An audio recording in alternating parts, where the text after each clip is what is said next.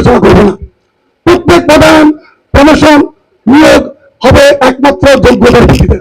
মেধা এবং যোগ্যতাই একমাত্র মাপকাঠি। দলীয় বিবেচনা আমরা নিয়ে নিই এবং পরে এর আগে নির্বাচন অতীতে কোন শিক্ষক তার আমলনামা কি আমাদের কাছে সবই আছে, কিন্তু সেটা ভুলে গিয়ে আমরা চেষ্টা করছি সকল দলের মতো উঠে আমার দল করে বলে তাকে বড় জায়গায় প্রদান করবো, আমার দলের বিরুদ্ধে বলে তাকে ওখান থেকে সরে দেবো। এরকম সম্ভবত আমরা একটা ঘটনাও ঘটাইনি নাকি? একটাও ঘটে। আপনারা দল নিরপেক্ষ পাবে, আপনারা বলছেন না আপনার পেশাজীবী একটা সংগঠন, আপনার অস্তিত্ব কর্মতৎপরতা পেশাজীবী সংগঠনের মধ্যে সীমাবদ্ধ রাখবেন। পেশার প্রতি সম্মান রাখার জন্য আপনারা আমার দল করেন, আমি তাও বলবো না। রাজনৈতিকভাবে আপনারা চিন্তিত হবেন না, রাজনীতি করার অধিকার আছে সকলের।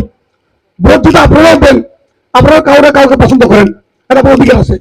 কিন্তু স্কুল শিক্ষক যখন সেখানে ক্লাসে পড়াবেন, ছাত্রদের শ্রদ্ধার উচ্চস্তরে থাকার জন্য, সমাজের কাছে শ্রদ্ধার উচ্চস্তরে থাকার জন্য আপনারা দলবাজিটা করবেন মেহরবানি করে। আমার দল যদি কেউ করে থাকেন, রাজনীতি করতে চান, শিক্ষকতার ছেড়ে দলে আসেন, আমরা এরকম বলবো। কিন্তু শিক্ষকতার চেয়ারে থাকবেন, দলবাজি করবেন, দলের নাম বিক্রি করবেন এবং সে প্রতিষ্ঠানে আপনি জুনিয়র হয়েও সিনিয়রের প্রতি দাপট দেখাবেন দলের কারণে, এই সুযোগটা আমরা দিতে চাই না।